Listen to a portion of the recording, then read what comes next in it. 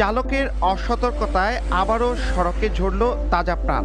দাঁড়িয়ে থাকা অ্যাম্বুলেন্সে বাস ধাক্কা দিলে মারা যান একই পরিবারের 4 জন সহ মোট 5 জন।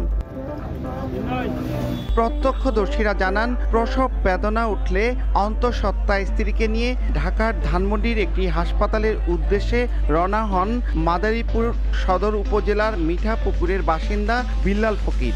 সঙ্গে বাবা ও বোন সহ স্বজনরা ছিলেন। ঢাকা মাওয়া এক্সপ্রেস ওয়েতে উঠলে নষ্ট হয় অ্যাম্বুলেন্স। রাস্তার পাশে দাঁড় করিয়ে ঠিক করার চেষ্টা করেন চালক। এমন অবস্থায় অনিয়ন্ত্রিত গতিতে ছুটে আসা গোল্ডেন লাইন পরিবহনের একটি বাস চাপা দেয় অ্যাম্বুলেন্সটিকে।